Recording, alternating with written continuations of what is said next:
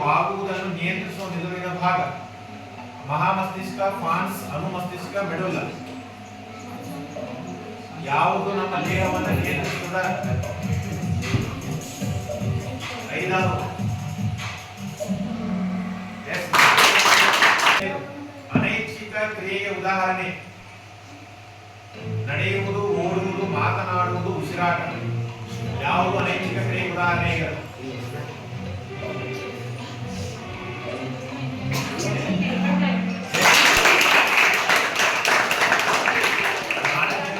ಉಸಿರಾಟವನ್ನು ಉದಾಹರಣೆ. Next okay position ಮಲಪ್ರಭಾದ ಇನ್ನೂ ಕೈ ಬಂದಿಲ್ಲ. ಮಲಪ್ರಭಾ ತಂದವರು ಯಾರು? ಮಲಪ್ರಭಾ ಯಾರು ಕೈ ಇದ್ರಿ? ಮಲಪ್ರಭಾ ತಂದವರು ಯಾರು?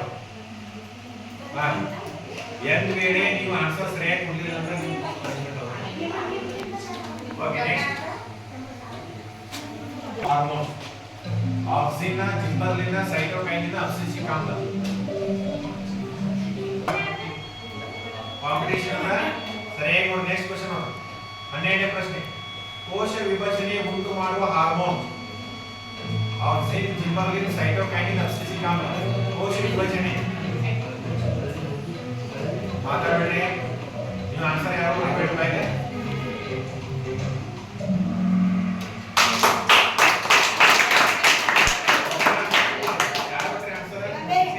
ಯಾರು? ಸೈಟೋಕೈನಿನ್ ಸರಿಯಾದ ಉತ್ತರ. ಮುಟ್ಟಿದಾಗ ಮುದುರಿಕೊಳ್ಳಲು ಕಾರಣವಾದ ಅಂಶ ಗಾಳಿ, ಬೆಳಕು, ನೀರು, ತೇವಾಂಶ.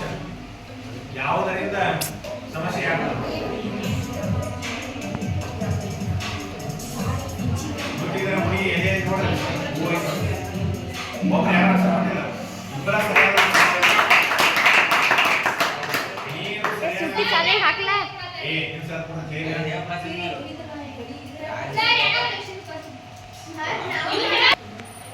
ಓಕೆ. ಘಟಪ್ರಭಾ, ಕೃಷ್ಣ, ಗಂಗಾ, ಬ್ರಹ್ಮಪುತ್ರ. ನೆಕ್ಸ್ಟ್ ಪ್ರಶ್ನೆ 14ನೇದು. ಬೆಳಕಿನ ಕಡೆಗೆ ಆಕರ್ಷಿತವಾಗಿ ಉಂಟಾಗುವ ಬೆಳವಣಿಗೆ ಕೈ ಮುಗಿದ ರಾಸಾಯನಿಕ ಅನುವರ್ತನೆ, ಜಲಾನುವರ್ತನೆ, ದ್ವಿತೀಯ ಅನುವರ್ತನೆ, ಗುರುತ್ವಾನುವರ್ತನೆ. ಯಾವ್ದು ಸರಿ?